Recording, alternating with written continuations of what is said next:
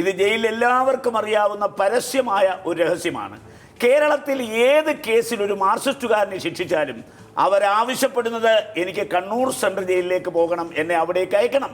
മറ്റേതെങ്കിലും രാഷ്ട്രീയക്കാരെ ഒരു കേസിൽ ശിക്ഷിച്ചാൽ അവർ പറയും എന്നെ എവിടെ വേണമെങ്കിലും അയച്ചു, ദയവായി ആ നരകത്തിലേക്ക് അയക്കരുത്, കണ്ണൂർ സെൻട്രൽ ജയിലിലേക്ക് അയക്കരുത്.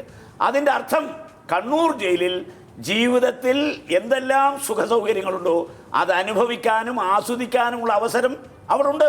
അതുകൊണ്ടെന്താ, രാഷ്ട്രീയമില്ലാത്ത കുറ്റവാളികൾ അവിടെ വന്നു കഴിഞ്ഞാൽ അവർക്കും മനസ്സിലായിട്ടുണ്ട് അവർക്കിതെല്ലാം ആസ്വദിക്കണമെങ്കിൽ അനുഭവിക്കണമെങ്കിൽ ഈ ഗ്രൂപ്പിനോടൊപ്പം ചേരണം. അവർക്ക് അവിടെ യൂണിറ്റ് ഉണ്ട്, അതുകൊണ്ട് അവിടെ ചേരുകയാണ്. അപ്പോൾ കണ്ണൂർ സെൻട്രൽ ജയിലിനകത്ത് ഒരു മാറ്റം വന്നത് നമ്മുടെ കേരളത്തിൽ ഒരുപാട് മുഖ്യമന്ത്രിമാർ കോൺഗ്രസിൽ നിന്നുണ്ടായിട്ടുണ്ട്, UDF ഉണ്ടായിട്ടുണ്ട്.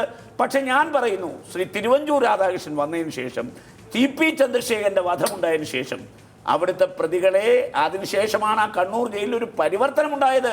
ഈ ചന്ദ്രശേഖരൻ കേസിലെ പ്രതികളെല്ലാം ആവശ്യപ്പെട്ടാണ് അവരെ അങ്ങോട്ട് അയക്കണം, അയച്ചില്ല. അവരെ പിന്നെ തൃശ്ശൂരെ ജയിലിലേക്കാണ് മാറ്റിയത്. ഇപ്പോൾ ഇടതുപക്ഷ മുന്നണി അധികാരത്തിൽ വന്നപ്പോൾ ആ സകല പ്രതികളും അങ്ങോട്ട് പോകണം എന്നാവശ്യപ്പെടുകയാണ്. അതാ ഞാൻ പറഞ്ഞത്, കണ്ണൂർ സെൻട്രൽ ജയിൽ ഈ പറയപ്പെടുന്ന പോലെ ഇത് കേരളത്തിൻ്റെ മുഖ്യമന്ത്രിയുടെ പിന്നെ നിയോജകമണ്ഡലത്തിൻ്റെ തൊട്ടടുത്താണ് ഈ കണ്ണൂർ സെൻട്രൽ ജയിൽ. പിണറായി വിജയൻ കണ്ണൂർ ജില്ലക്കാരനാണ്. ഭരണത്തിന് നേതൃത്വം കൊടുക്കുന്ന മാർക്സിസ്റ്റ് പാർട്ടി സെക്രട്ടറി കണ്ണൂർ ജില്ലക്കാരനാണ്. അപ്പോൾ രണ്ടുപേരും കണ്ണൂർ ജില്ലക്കാരാണ്. കണ്ണൂർ ജില്ലയിൽ ഈ ജയിലിലല്ലാതെ മറ്റൊരു ജയിലും ഈ പ്രതിഭാസമില്ല. അതുകൊണ്ട് അവിടെ ഒരു പരസ്പര സഹായ സഹകരണമായി സംഘമായി ഇവർ പ്രവർത്തിക്കുന്നു. ഒറ്റ കാര്യം കൂടി ഞാൻ പറയാം. കണ്ണൂർ ജില്ലയിലെ കുറ്റവാളികൾ ജയിലിനകത്ത് ജയിലുദ്യോഗസ്ഥന്മാരെ പോലെ പെരുമാറുന്നു.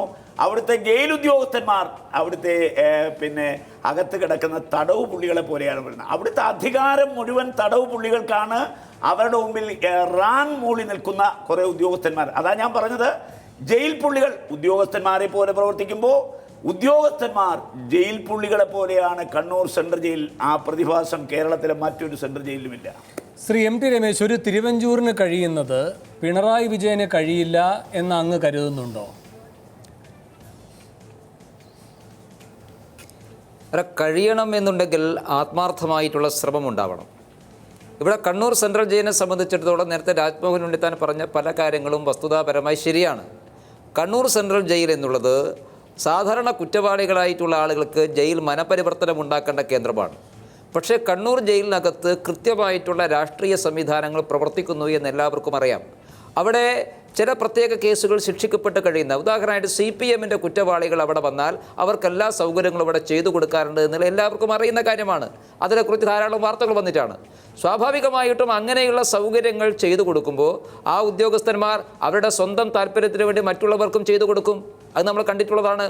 ഇപ്പം നേരത്തെ രാജ്മോഹൻ ഉണ്ണിത്താൻ പറഞ്ഞ ഈ കേസിൽ ചന്ദ്രശേഖരൻ്റെ കേസുണ്ടല്ലോ, ചന്ദ്രശേഖരൻ്റെ കേസിൽ കോഴിക്കോട് സബ് ജയിലിൽ, കോഴിക്കോട് ജില്ലാ ജയിലിൽ പ്രതികൾ താമസിക്കുന്ന സമയത്ത് ടെലിഫോൺ ഉപയോഗിച്ച് നമുക്കറിയാമല്ലോ.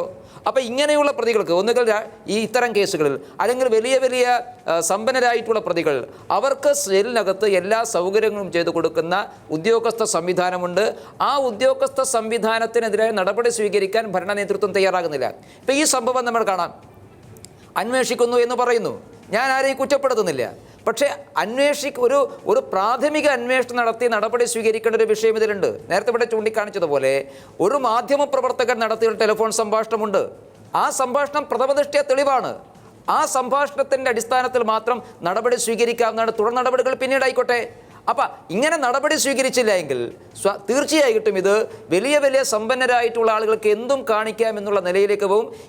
ഈ കേസിലെ പ്രതി നിസാം നേരത്തെ തന്നെ പണം ഉപയോഗിച്ചുകൊണ്ട് ആളുകളെ സ്വാധീനിക്കാൻ ശ്രമിച്ചിട്ടുള്ള ആളാണ്. അന്വേഷണ സംവിധാനത്തെ സ്വാധീനിക്കാൻ ശ്രമിച്ചിട്ടുള്ള ആളാണ്. തൃശ്ശൂർ ജില്ലയിലെ എല്ലാ രാഷ്ട്രീയ നേതൃത്വത്തെയും സ്വാധീനിക്കാൻ വേണ്ടി ശ്രമിച്ചിട്ടുള്ള ചരിത്രം നമ്മുടെ മുമ്പിലുണ്ട്. അങ്ങനെയുള്ള ഒരാളെ വഴിവിട്ട് സഹായിക്കാൻ അവസരം കണ്ണൂർ ജയിലുണ്ടെങ്കിൽ അതിന് തീർച്ചയായിട്ടും കേരളത്തിലെ ഭരണ നേതൃത്വവും ആ ഭരണത്തിന് നേതൃത്വം കൊടുക്കുന്ന രാഷ്ട്രീയ നേതൃത്വം മറുപടി പറയണം. ഇല്ലെങ്കിൽ ഈ ഏറ്റവും ആദ്യം വന്ന തെളിവിൻ്റെ അടിസ്ഥാനത്തിൽ എന്തുകൊണ്ട് ബഹുമാനപ്പെട്ട മുഖ്യമന്ത്രി നടപടി സ്വീകരിക്കുന്നില്ല? അന്വേഷണം മുറ പോലെ നടന്നുകൊണ്ട് നമുക്ക് വിരോധമൊന്നുമില്ല. പക്ഷേ മുമ്പിലൊരു തെളിവുണ്ട്. ആ തെളിവിൻ്റെ അടിസ്ഥാനത്തിൽ ഈ നിമിഷം അദ്ദേഹത്തിന് നടപടി സ്വീകരിക്കാവുന്നതാണ്. അതെന്തുകൊണ്ട് ചെയ്യുന്നില്ല നമുക്കറിയില്ല. അതിന് മുഖ്യമന്ത്രിയാണ് മറുപടി പറയേണ്ടത്. ശരി. ശ്രീ ധനേഷ്, തൃശ്ശൂർ വിയൂർ ജയിലിൽ ഇതുപോലെ നിസാം കഴിയുമ്പോഴും ആനുകൂല്യങ്ങൾ അദ്ദേഹത്തിന് ലഭിച്ചിട്ടുണ്ട് എന്ന് അന്ന് വാർത്തകൾ വന്നിട്ടുള്ളതാണ്. നല്ല ഭക്ഷണം, രാഷ്ട്രീയ സംരക്ഷണം, അവിടെ രാഷ്ട്രീയക്കാർ MLA-മാരടക്കമുള്ളവർ സന്ദർശിക്കാൻ പോവുക, സുഖവിവരങ്ങൾ അന്വേഷിക്കുക, DCC പ്രസിഡന്റ് ഉണ്ടാവുക, ഇതൊക്കെ അന്ന് പുറത്തു വന്ന വാർത്തകളാണ്. കണ്ണൂരും ഇപ്പോൾ ഇതേപോലെയുള്ള സാഹചര്യങ്ങൾ തന്നെയാണ് നിസാമിനുള്ളത് എന്നും പുതുതായി നമുക്ക് വിവരം ലഭിക്കുന്നു. എന്തുകൊണ്ടാകാം ഇങ്ങനെ നിസാമിനു വേണ്ടി ഈ പറയുന്ന ജയിലധികാരികൾ പ്രവർത്തിക്കുന്നത്? ഇത് ബന്ധപ്പെട്ട അധികാരികളുടെ ശ്രദ്ധയിൽ ഇതുവരെ പെടാതിരിക്കുകയായിരുന്നു എന്ന് നിങ്ങൾ കരുതുന്നുണ്ടോ? അതോ പെട്ടിട്ടും ഈ കാര്യത്തിൽ ഒന്നും ചെയ്യാതിരിക്കുകയായിരുന്നു എന്ന ആക്ഷേപം നിങ്ങൾക്കുണ്ടോ?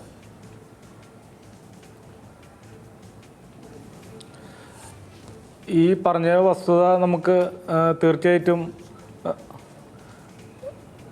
നമുക്ക് മനസ്സിലാക്കാൻ കഴിയുന്നൊരു കാര്യമാണ്. എന്താ കാര്യം എന്ന് വെച്ച് കഴിഞ്ഞാൽ, ഈ സംഭവം നടന്ന് നമുക്ക് 2 ആഴ്ച കഴിഞ്ഞിട്ടും ഞങ്ങൾ ഈ പരാതിയായിട്ട് ഞങ്ങൾ ഒല്ലൂർ MLA കെ രാജനായിട്ട് മുഖ്യമന്ത്രിക്ക് പരാതി സമർപ്പിക്കാൻ നിൽക്കുകയായിരുന്നു. അതിൻ്റെ ഇടയിലാണ് ഇന്ന് ഈ സംഭവം വെളിച്ചത്ത് കൊണ്ടുവരുന്നത്. ഞങ്ങൾക്ക് തമിഴ്നാട്ടിൽ നിന്ന് ഇവനെക്കുറിച്ചുള്ള ഇൻഫർമേഷൻ നമുക്ക് കിട്ടിയിരുന്നു. ജയിലിൽ സുഖവാസമാണ്. 2 ഫോൺ നമ്പർ ഞങ്ങൾക്ക് ആൾ കൈമാറിയിരുന്നു. അത് നമ്മൾ നിശാന്തിനി മേഡത്തിൽ കൊണ്ടുകൊടുത്ത് അന്വേഷിക്കാൻ പറയുകയും അതിൻ്റെ ഭാഗമായിട്ട് നിശാന്തിനി മേഡം അന്വേഷിക്കാമെന്ന് നമുക്ക് ഉറപ്പ് തന്നിരുന്നതുമാണ്. അതുപോലെ തന്നെ ജയിൽ സൂപ്രണ്ടിനും മറ്റുള്ള അധികാരികൾക്കും നമ്മളോട് ഇതിൻ്റെ വസ്തുതാപരമായ കാര്യങ്ങൾ എഴുതിക്കൊണ്ട് അന്വേഷിക്കാൻ വേണ്ടിയിട്ട്, ഉത്തരവാക്കാൻ വേണ്ടിയിട്ട് നമ്മളോട് പറഞ്ഞ് സംസാരിച്ച് പോകുന്നതിന് ശേഷമാണ് ഇന്ന് ഈ വിവരം ഇവിടെ അറിയുന്നത്. ഞങ്ങൾ മനസ്സിലാക്കുന്നു, ഞങ്ങൾക്ക് ഇൻഫർമേഷൻ തന്ന ആൾ ഞങ്ങളോട് വ്യക്തമായിട്ട് ഓരോ കാര്യങ്ങൾ പറഞ്ഞിരുന്നു. ജയിലിൽ നിസാം അനുഭവിക്കുന്ന സുഖ സൗകര്യങ്ങൾ, ഓരോ ദിവസം തല്ലൂട്ടമാണ് വാർഡന്മാർ നിസാമിൻ്റെ സെല്ലിന് കാവലിരിക്കാൻ വേണ്ടിയിട്ട്. എന്താണെന്ന് വെച്ച് കഴിഞ്ഞാൽ നിസാമിൻ്റെ പൈസയുടെ മാത്രം ബലത്തിൽ നിസാമിന് എന്തും ചെയ്തു കൊടുക്കാമെന്നുള്ള ഒരു സ്ഥിതിവിശേഷമാണ് കണ്ണൂർ ജയിലിൽ ഈ സൂപ്രണ്ടും മറ്റുള്ള ആളുകളും നിസാമിന് ചെയ്തു കൊടുത്തിരുന്ന സൗകര്യങ്ങളെല്ലാം. പുറത്ത് നിൽക്കുന്നതിനേക്കാളും കൂടുതൽ സേഫ്റ്റി ജയിലിൽ തന്നെയാണ് എന്നുള്ള ഒരു വിശേഷമാണ് നമുക്ക് കിട്ടിയിട്ടുള്ളത്. ഇത്രയും കൊടും കുറ്റവാളിയായ ഒരു കുറ്റവാളിയെ ഇങ്ങനെ സംരക്ഷിക്കാൻ ഈ കേരള സമൂഹത്തിന് എന്താണ് നമ്മൾ പാവപ്പെട്ട ആളുകളൊക്കെ മനസ്സിലാക്കേണ്ടത്? നീതി ഞങ്ങളുടെ ചന്ദ്രബോസാറിനെ കൊന്ന ആളെ ശിക്ഷിക്കപ്പെടാ എന്നാണ് ഞങ്ങളുടെ ബന്ധുക്കൾക്ക് എല്ലാവർക്കും ആഗ്രഹം. അതിന് പകരം അവനെ രക്ഷിക്കുന്ന ഒരു ചുറ്റുപാടാണ് കാണുന്നത്. ബാംഗ്ലൂർ പോകുമ്പോൾ ഫോൺ വിളിച്ചു എന്ന് പറയുകയും, പക്ഷേ ഈ ജയിലിൽ തന്നെ 5 മണിക്ക് ശേഷം നിസാമിനെ ബന്ധപ്പെട്ട് കഴിഞ്ഞാൽ ആർക്കും വിളിച്ചാൽ കിട്ടാവുന്ന നമ്പറിലാണ് ഈ 2 നമ്പർ നമുക്ക് കിട്ടിയത്. ഇത്രയും ഒത്താശ ചെയ്തു കൊടുക്കുന്ന പോലീസ് അധികാരികൾ ഒരിക്കലും ഈ കേരള സമൂഹത്തിനോട് കാണിക്കുന്ന നീതിയല്ല. ഈ കേരള സമൂഹം ഒറ്റക്കെട്ടായി നിന്നതിൻ്റെ ഫലമായിട്ടാണ് ഈ നിസാമിന് ഇത്രയും വലിയ ശിക്ഷ വാങ്ങിച്ചു കൊടുക്കാൻ സാധിച്ചത്. അതിനെ നിരുത്സാഹപ്പെടുത്തുന്ന ഒരു സ്ഥിതിവിശേഷമാണ് ഇപ്പോൾ കണ്ടുകൊണ്ടിരിക്കുന്നത്. ശരി, ഞാൻ താങ്കളിലേക്ക് തിരികെ എത്താം. ശ്രീ PM മനോജ്, ഇവിടെ കർക്കശമായ വിമർശനമാണ് ശ്രീ രാജ്മോഹൻ ഉണ്ണിത്താനും ശ്രീ MD രമേശും ഉന്നയിച്ചിരിക്കുന്നത്. അതിന് മറുപടി പറയാം. അല്ല, രാജ്മോഹൻ ഉണ്ണിത്താൻ ഉന്നയിച്ച വിമർശനം അത് മറുപടി അർഹിക്കുന്നില്ല. കാരണം കഴിഞ്ഞ ഗവൺമെൻറ്റിൻ്റെ കാലം, ആ ഗവൺമെൻറ്റിൻ്റെ കാലത്ത് നമ്മൾ സരിതയെ എല്ലാവർക്കും അറിയാലോ.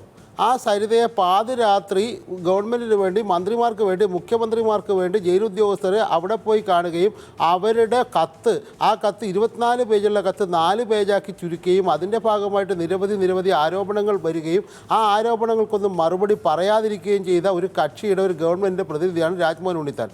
അതുകൊണ്ട് അദ്ദേഹം പറയുന്നത് ശ്രീ MD രമേശ് ശരിവെക്കുന്നത് അതിൽ കാര്യമാക്കുന്നില്ല. പക്ഷേ ഇവിടെ ശ്രീ ചന്ദ്രബോസിൻ്റെ സഹോദരൻ ഉന്നയിച്ച വളരെ പ്രസക്തമായ ഒരു കാര്യമുണ്ട്. ഇപ്പോൾ നിലവിൽ ഈ ചന്ദ്രബോസിൻ്റെ ഘാതകനായിട്ടുള്ള നിഷാമിന് ഒരുപാട് സൗകര്യങ്ങൾ കിട്ടുന്നുണ്ട് എന്നൊരു വസ്തുതയാണ്. ആ വസ്തുത വെച്ചിട്ടാണ് അന്വേഷണം നടത്തേണ്ടത്. ആ വസ്തുതയാണ് ഇപ്പോൾ നമ്മൾ നേരത്തെ പറഞ്ഞതുപോലെ മുഖ്യമന്ത്രി ഇടപെടുകയും മുഖ്യമന്ത്രിക്ക് അടുത്ത രീതിയിൽ നടപടി വേണമെന്ന് ആവശ്യപ്പെടുകയും ചെയ്തത്. അപ്പോൾ അത്തരമൊരു സമീപനം ഗവൺമെൻറ്റിൽ നിന്നുണ്ടാകുമ്പോൾ അത് കഴിഞ്ഞ ഗവൺമെൻറ്, ഇന്ന് പ്രതിപക്ഷ നേതാവ് രമേശ് ചെന്നിത്തലയുടെ ഒരു ഫേസ്ബുക്ക് പോസ്റ്റ് ഉണ്ടായിരുന്നു, ഇങ്ങനെ ഈ ചന്ദ്രബോസിൻ്റെ ഘാതകൻ അദ്ദേഹം ജയിലിൽ വലിയ തോതിൽ സൗകര്യം അനുഭവിക്കുകയാണെന്ന്. യഥാർത്ഥത്തിൽ കണ്ണൂർ സെൻട്രൽ ജയിലിൽ ഞാൻ കടന്നിട്ടുള്ളതാണ്. രാജ്മോഹൻ ഉണ്ണിത്താൻ ഏതെങ്കിലും ജയിലിൽ കടന്നിട്ടുണ്ടെന്ന് എനിക്കറിയില്ല. ആ ജയിലിൽ ഞാൻ കടന്നിട്ടുള്ളതാണ്. തെറ്റായ വിവരങ്ങൾ പ്രചരിപ്പിക്കുന്നുണ്ട്. ഇപ്പോൾ ശ്രീ ധനേഷ് പറഞ്ഞത് അവിടെ സെല്ലിന് കാവൽ നിൽക്കുന്നത്, അവിടെ സെല്ലല്ല, അവിടെ ബ്ലോക്കാണ്. ആ ബ്ലോക്കിൽ നിരവധി തടവുകാരാണ്. എല്ലാ തടവുകാരും പിന്നെ സിമൻറ്റ് തറയാണ്. ആ സിമൻറ്റ് തറയിൽ കിടക്കുന്ന നിരവധി തടവുകാർ അതിന് പുറത്താണ് കാവൽ.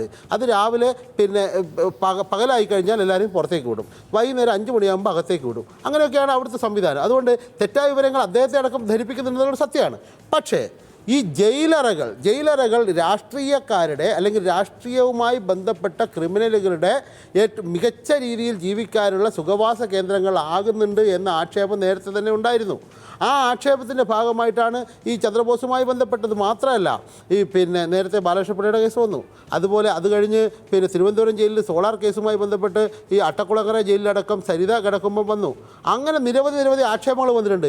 ഈ ആക്ഷേപങ്ങൾ ഉയർന്നു വരുമ്പോൾ അതിന് കൃത്യമായി പ്രതികരിക്കുകയും അതിൽ നടപടിയെടുക്കുകയും ചെയ്യുന്നു എന്ന അവസ്ഥ നേരത്തെ ഉണ്ടായിരുന്നില്ല, ഇപ്പോഴുണ്ട്. ആ വ്യത്യാസമാണ് നമ്മൾ കാണുന്നത്. ചന്ദ്രബോസിനെ കൊന്ന നിഷാമിനെ അദ്ദേഹത്തിൻ്റെ പണം എന്ന് പറഞ്ഞാൽ പിന്നെ വാരിയെറിയുന്ന പണമാണെന്നാണ് പറയുന്നത്. വാരിയെറിയുന്ന പണം ഉദ്യോഗസ്ഥ സംവിധാനങ്ങളെ വിലക്കുവാകുന്നു, മറ്റ് മാധ്യമങ്ങളെ വിലക്കുവാകും. മാധ്യമങ്ങൾ ഉൾപ്പെടെ അദ്ദേഹം സ്വാധീനിച്ചിട്ടുണ്ട്. മാധ്യമപ്രവർത്തകർ ഇദ്ദേഹത്തിൻ്റെ കയ്യിൽ നിന്ന് കാശ് വാങ്ങി ഇദ്ദേഹത്തിന് അനുകൂലമായി വാർത്ത കൊടുത്തു എന്ന വിവരം കൂടി എനിക്കുണ്ട്. ഞാനത് ഇവിടെ പരസ്യമായിട്ട് പറയുന്നില്ല. പക്ഷേ അങ്ങനെ പണം വാരി എറിയുന്ന ഇത്തരം ആളുകളുടെ കേളീരംഗമായിട്ട് ജയിലോ സമൂഹമോ മാറാൻ പാടില്ല എന്ന കൃത്യമായ രാഷ്ട്രീയം പറയുന്നതിന് പകരം കണ്ണൂർ ജയിലിൽ പ്രത്യേക സംവിധാനം, കണ്ണൂർ ജയിലിലെ സംവിധാനം കൊണ്ടാണോ തിരുവനന്തപുരം ജയിലിൽ സരിതയുടെ മൊഴി മാറ്റിയത്, സരിതയുടെ കത്ത് പോയത്? അതുകൊണ്ടാണോ വിയ്യൂർ ജയിലിൽ ഈ നിഷാമിന് ഉൾപ്പെടെയുള്ള ആളുകൾക്ക് പിന്നെ സഹായം കിട്ടിയത്, അത് സൗകര്യം കിട്ടിയത്? അതുകൊണ്ട് കണ്ണൂരിനെ മാറ്റിവെച്ച് മറ്റൊരു രാഷ്ട്രീയ അജണ്ട ഇതിൽ കടത്താനുള്ള ശ്രമം ശ്രീ രാജ്മോഹൻ ഉണ്ണിത്താൻ തുടങ്ങി വെച്ചു. അദ്ദേഹത്തിന് വേറെ ലക്ഷ്യമുണ്ട്. ആ ലക്ഷ്യം മനസ്സിലാക്കിക്കൊണ്ട് തന്നെ രമേശ് ഇടപെടുകയും ചെയ്യുന്നു. ഇതിൽ ഇത്തരം ഒരു കുറ്റവാളിക്കെതിരായിട്ടുള്ള നമ്മുടെ സമൂഹത്തിൻ്റെ പൊതുവായ വികാരത്തിലുൾപ്പെടെ ഈ സങ്കുചിതമായ രാഷ്ട്രീയം കലർത്താൻ ശ്രമിക്കുന്ന നിങ്ങളാണ് പ്രതികൾ. നിങ്ങളാണ് ഈ ചന്ദ്രബോസിനെ യഥാർത്ഥത്തിൽ രമേശ് ചെന്നിത്തല ഇന്ന് പോസ്റ്റ് ഇട്ടല്ലോ. രമേശ് ചെന്നിത്തലയുടെ സഹായത്തിൽ, രമേശ് ചെന്നിത്തലയുടെ പോലീസിൻ്റെ സഹായത്തിൽ, ആഭ്യന്തരമന്ത്രിയായിരുന്നു രമേശ് ചെന്നിത്തല. ആ ആഭ്യന്തരമന്ത്രിയുടെ സഹായത്തിലാണ് നിഷാം